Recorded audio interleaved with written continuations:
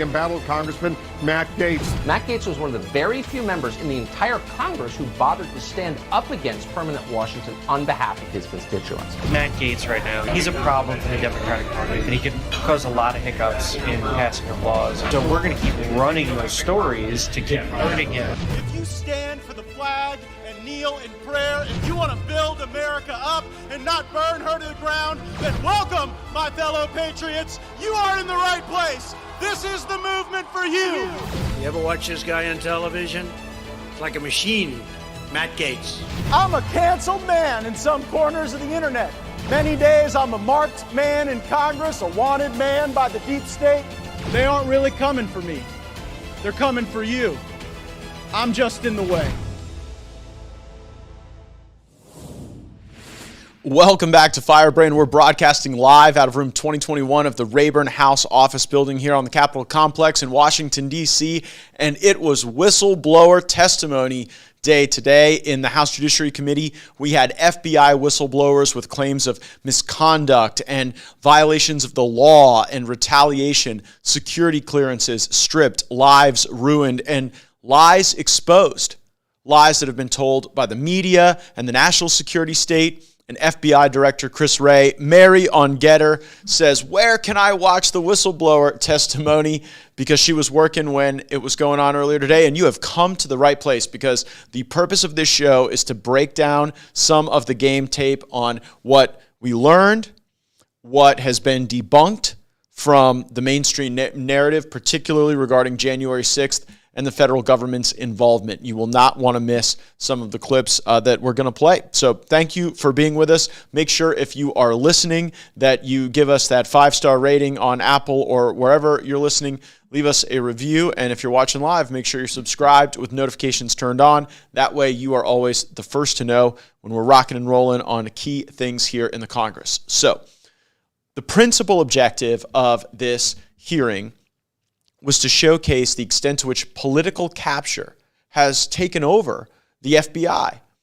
And as a consequence of that political capture, Americans were targeted by a weaponized government who never should have been targeted. Traditional Catholics, parents who went to school board meetings to voice concern about curriculum, people who were just in Washington, D.C. on January 6th, committed no criminal offense, but yet still found themselves in the FBI's crosshairs. So I asked specific questions to these whistleblowers. Steve Friend is one of the whistleblowers. FBI agent from Florida, was working out of the Jacksonville field office. Then we had Marcus Allen, who was an analyst for the FBI, and Special Agent Garrett O'Boyle. Those are the three principal whistleblowers that we had today. Frankly, there were a lot more whistleblowers that we took testimony from and developed evidence from. But after Democrats and the mainstream media tried to smear them, ruin their lives, dox their kids, get their spouses fired from their work, even some of the brave people who've brought us important information do not want to sit before Congress. So these three, I really, really appreciate their willingness to put themselves on the line to do what they know is right for their country. And it's probably not a coincidence. They're all really strong Christians, and there is a sense of durability with the Christian faith that we saw on display with these men. So I want to play you this first clip. This is 5 minutes I get focusing on the issues of targeting with Agent Friend, and then focusing on some of the retaliation issues with Agent O'Boyle. Take a listen. So which Americans were being targeted? Now, August 2nd, 2022, a media organization obtained a copy of a document which whistleblowers subsequently authenticated to the committee that is styled the FBI's Domestic Terrorism Symbols Guide on Militia Violent Extremists. Mr. O'Boyle, are you generally familiar with that guide? Yes. And that guide identified certain things that made people more likely to be deemed a threat or terrorists, didn't it? Yes. And wasn't one of those things just the number 2 and the letter A next to each other?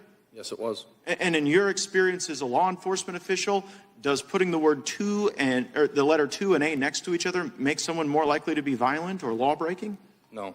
And if someone signified the right, that they support the right to bear arms, Was that also something in the symbol guide? Yes.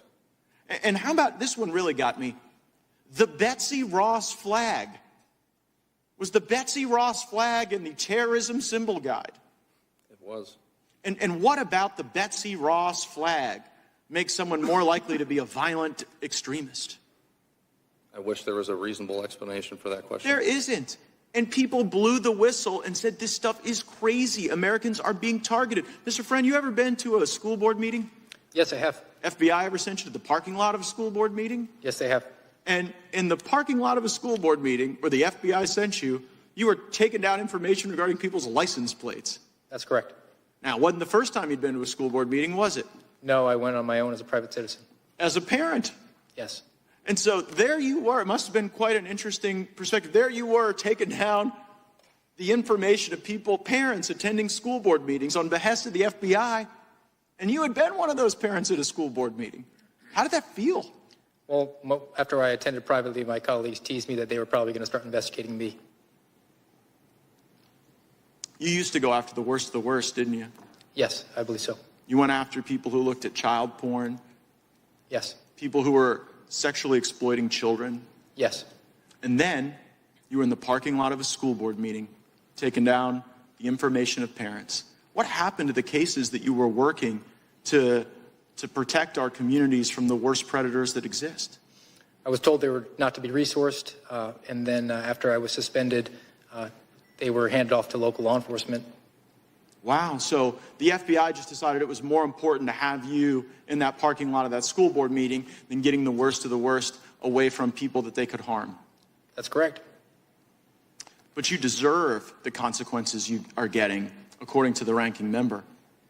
Mr. O'Boyle, the ranking member said that when people break the law, they deserve the consequences they get. And it doesn't matter that they served in the military. So what law did you break before the FBI packed up all your stuff and moved it across the country to Virginia? No true law. The only thing I broke was not towing the line for the FBI. Like I said when I opened, my oath is to the Constitution, not to the FBI. And our laws provide you avenues to talk to Congress, to talk to your supervisors about those concerns, right? Correct. And so you didn't deviate from that, did you? No. You didn't go to the media first, did you? No. You used what the law provided, and your family has paid an exquisite price for that, haven't they? They have. How old were your children when they moved you across the country?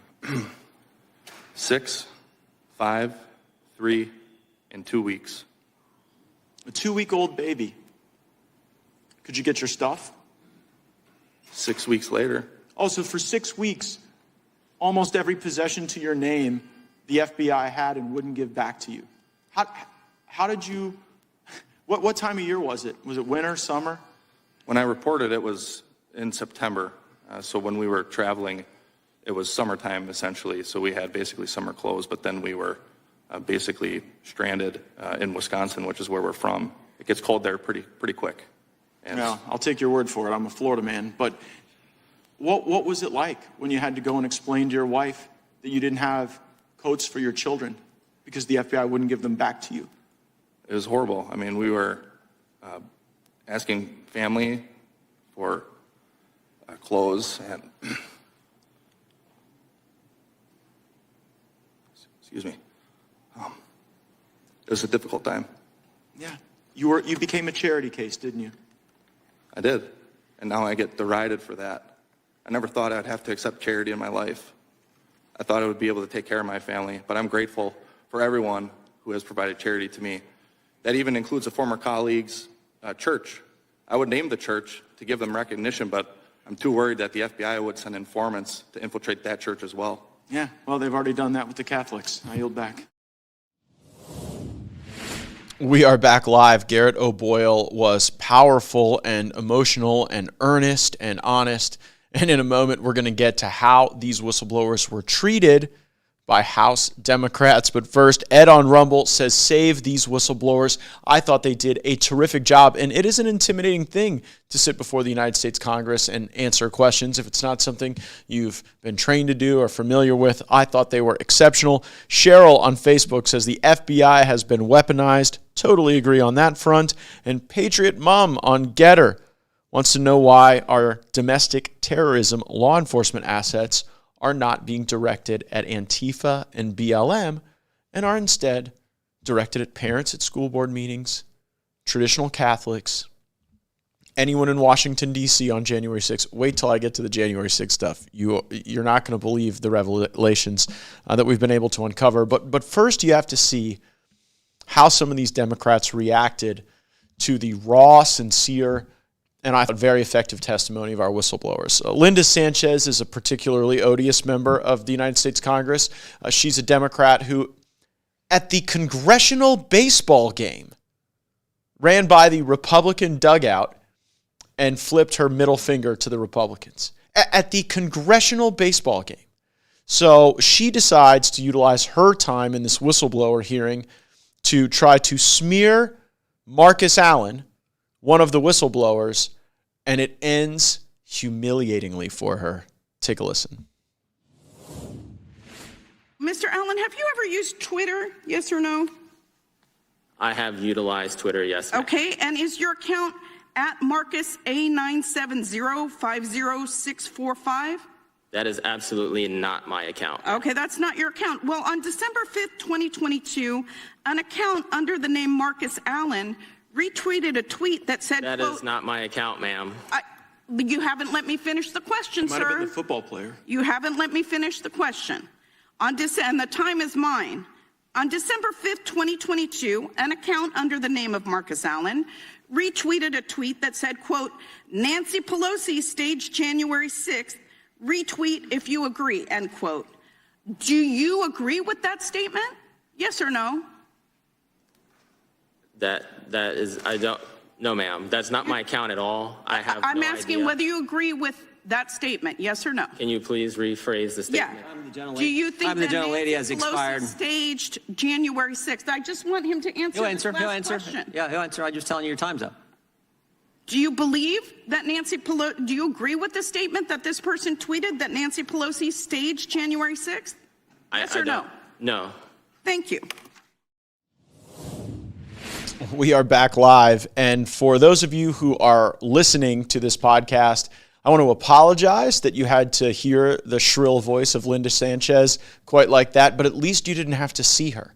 Because for those of you watching right now on our streaming platform, I don't know whose idea purple hair and that lime green dress was, but woof. Now, imagine the stupidity to pull up a tweet that you don't even know that the witness sent and try to use that to impeach the witness. And I didn't like this guy has some incredibly uncommon name. His name's Marcus Allen. Like, there was a running back named Marcus Allen in the NFL.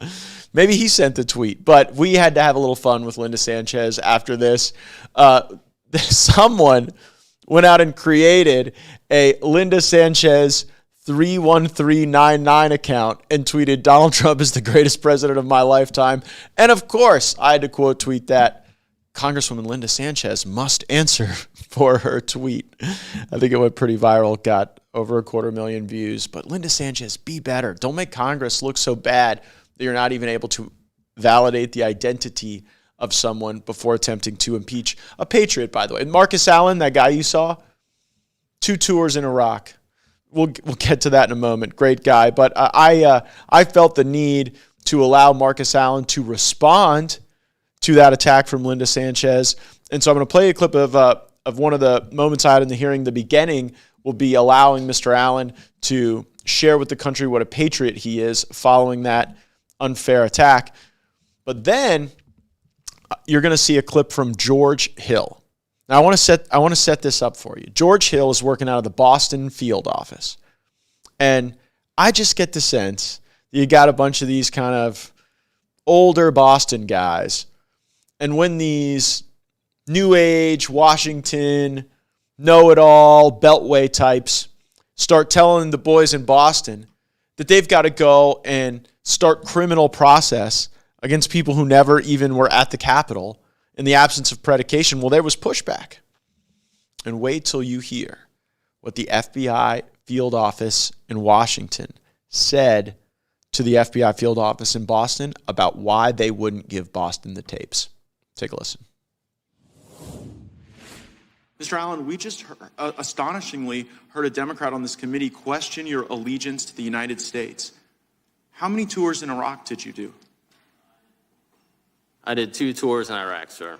And for how many decades have you held a security clearance? For 2 decades, sir. Ever been called into question before? No, sir. And you also received the Employee of the Year Award for the Charlotte Field Office, is that right? That is correct, sir. Did you receive any medals during your service for the Marine Corps and the United States Navy? I did, sir. As a member of the Marine Corps, I received 2, a Navy Commendation Medal and a Navy Achievement Medal. Seems to me your allegiance to the United States is pretty well established over multiple decades, wearing the uniform, fighting for our country, and I am proud that you continue to fight for our country as a whistleblower here, making a disclosure to the United States Congress. And Mr. Allen, is it your belief that you were retaliated against because you shared an email that questioned the truthfulness of FBI Director Christopher Wray? Yes, sir. And you believed that he wasn't truthful based on testimony he'd given to the United States Senate, isn't that right? Yes, sir. And in that testimony to the Senate, you believed that Christopher Wray indicated that there were no confidential informants and no FBI assets that were present at the Capitol on January 6th that were part of the violent riot. Isn't that right? Yes, sir. Please play the video. We're now going to hear from George Hill, who worked at the Boston field office.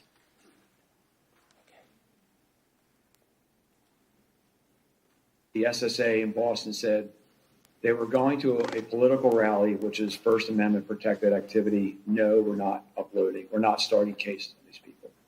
To which they said, well, we're going to call your SAC. And the SSA said, go right ahead. Because when you're pushing back, you want to make sure that you have your 6 covered. So the SAC and the ASAC were intimately aware of these kinds of exchanges that were going on. And again, to his credit, Joe Bonavolonta said, no, we're not opening up cases on people who went to a rally. And I forgot a key part. The SSA for CT2 said, happy to do it. Show us where they were inside the Capitol, and we'll look into it.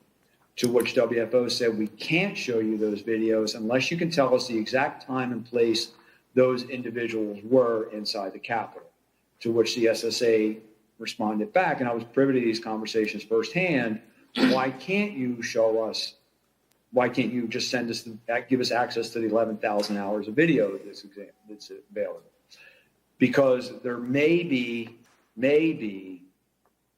UC's undercover officers or CHS's confidential human sources on those videos whose identity we need to protect. So, Mr. Allen, you got retaliated against for saying the very thing that the Washington field office was telling Boston, when the Boston field office was saying, we're not going to go and investigate people that just showed up at a rally without sufficient criminal predicate. The Washington field office told Boston, well, you know what? We can't give you the evidence because it might disclose the very CIs and UCs that you are concerned about. But that doesn't surprise you, Mr. O'Boyle, does it? No, sir. And the reason it doesn't surprise you is that in a different part of the country, you saw that same pressure from the Washington field office. And did they ever try to get you to do something that was outside the normal order of law enforcement activity? Yes, sir. And what did the Washington field office try to get you to do that violated the law and regulations? They tried to get me to serve a federal grand jury subpoena when there was no proper predicate to do so. And the reason there was no predicate was because it was based on an anonymous tip, right? That's correct. And time and again, the Washington field office was trying to pressure you without corroboration to go start process on people. Isn't that right? Yes, sir. And so while I agree that January 6th was a violent day, a bad day, a day that nobody wants to relive, violence on January 6th doesn't justify weaponizing the government against people who were innocent and did nothing wrong. Thank you for blowing the whistle on that. I yield back. We are back live. Homie Girl on Rumble says it is time to impeach Christopher Wray. I would not want to make the Wray impeachment defense argument, certainly not after we saw how these whistleblowers were treated and just the underlying bad conduct that has permeated Christopher Wray's entire tenure at the FBI. There may be more on that coming. Also, we've got Amy on Facebook telling me to do my job. We're working on it, Amy. Appreciate the feedback. Think about what you just heard there from George Hill. They wanted the Washington field office to provide videos. If the Washington field office wanted Boston to go open up criminal cases on people who allegedly were in Washington, D.C. or at the Capitol or committing crimes on January 6th. And when the Boston field office said, okay, well, give us the video for that, the Washington field office replied, we can't give you the video because it may expose confidential human sources and undercover federal agents. This is what we've been saying the whole time, that there were elements of the events of January 6th that included federal assets woven into some of these groups. And we're still investigating the extent to which any of those federal assets increased the level of criminal acuity, but we know they were there. And think about the arrogance of the Washington field office to tell these guys in Boston, hey, we want you to go put down the shoe leather to go and chase down a bunch of J6 subjects, but we don't trust you enough to give you the videos that might include our undercover officers and our confidential human sources. So the FBI not trusting the FBI. It is so fishy, and we learn more about it, and what we learn, I think, continues to vindicate what I've been saying the whole time about January 6th, and these whistleblowers know it, and it's one of the reasons I think they came forward. Now, it wasn't just George Hill who raised concern about videos seemingly showing people trapped unwittingly into some technical violation of trespassing law. It was also Marcus Allen. Take a listen. Video to me indicated potential problems with the investigation as far as informants were concerned, and our organization's potential forthrightness about the utilization of informants there on that day. That might have some impact on our cases and the subjects that we were looking up, and then just a general awareness overall for the investigation as a whole, that there might have been some kind of potential federal involvement with the activities on January 6th. And I thought it was important enough that it warranted our attention. Yeah, Marcus Allen is an analyst. When there's video that shows that something ain't right, that there's a scaffold commander yelling at people to get in the Capitol, that there's this guy, Ray Epps, who appears to be like the Forrest Gump of January 6th, popping up at every key moment, that there's all kind of activity with the barricades that were seemingly taken down as folks were walking around the Capitol complex. It's really something that those videos weren't analyzed further, but at least there were people like Marcus Allen saying we got to take a closer look at these things. And for him just raising that prospect, not defending the January 6th subjects, not siding with some sort of spirit of insurrection. That's always the word that Adam Schiff and Jamie Raskin like to misapply. No, he just wanted people to be aware, and for that, he was revoked from his security clearance, suspended from his job, left without pay, and unable to get outside employment because he's still technically an FBI employee, even though he's not getting paid, unable to make a living for his family for a year. That's Marcus Allen, American patriot, whistleblower, targeted by a weaponized Biden government. Gerardo Boyle also talked about this dynamic where the Washington field office wanted to create the sense that there was this great eruption of domestic terrorism and extremism all over the country as a consequence of January 6th, when the reality is the January 6th matter should have been one matter, if a matter at all, and if they wanted to evaluate subjects within that, those would be subjects within one matter, but instead, so that they could act as though there's this great threat of racism and white supremacy and extremism, they cooked the books and had individual cases open on each of these individual folks who they wanted to target. Garrett O'Boyle brought attention to that ridiculousness. Take a listen. As a DT agent, I encountered similar stat padding or case bolstering.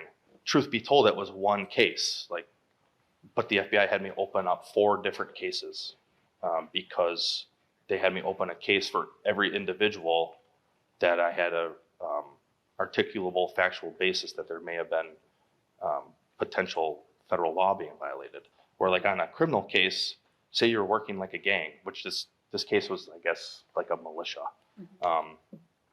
If you're working like a gang, you have a case open on the gang and you have a sub-file for each person in it. Like if, you know, John Doe 1, 2, and 3, they all have their own sub-file. Or in my case, John Doe 1, 2, 3, and 4 all had their own separate case, because then the FBI can, from my perspective, the FBI can come back to Congress and say, look at all the domestic terrorism we've investigated. Where really I was working one case, but the FBI can then say, well, he actually had 4. And so we need you to give us more money because look at how big of a threat all this domestic terrorism is. That is an astonishing clip, because so many of these joint terrorism task forces were originally given resources and authorities to fight terrorists abroad, to go after radical Islamic extremists who wanted to destroy America. And over time, as Eric Holder and Barack Obama were converting the Department of Justice into a left-wing enforcement operation, well, then you saw the inward turning of many of those resources and authorities, and they were no longer going after Osama bin Laden or al-Baghdadi overseas. They were trying to say that your neighbor is a domestic terrorist because they fly a Trump flag and have a Make America Great Again hat. And that is wrong. And it is the function of a weaponized and politicized system. No one put it better than Garrett O'Boyle. Take a listen to this clip. Do you believe that the FBI has become political? I do. I think most people out in the field try to avoid that politicization of the agency, which is good, but it's gotten to a point, it seems to me, that it's like a cancerous point where the FBI has let itself become enveloped in this politicization and weaponization that I don't know how to even begin to fix it. We're back live. Cancerous is exactly the way to describe it. And unfortunately, the cancer spreads even sometimes beyond Washington. There was one whistleblower who was so concerned about retaliation from the federal government for the sake of his family, retaliation by the media and Democrats. Not only did he not agree to come and testify today, he would not allow us to use some of the clips from his deposition to present to you and to present to everyone, but much of his testimony centered around what we call the Catholics memo. Now, this is a memo that came out of the Richmond field office. And the Richmond field office concludes that radical, racially motivated, violent extremists are going to show up at Catholic churches. And so they recommend that they have to go and infiltrate those churches, put people in them, gather intelligence, and oh, by the way, they have to do this in the time up to the election. That's the operative time period leading up to the election. So we hope to get that whistleblower a little more comfortable over time and to share more with you there. Excuse me.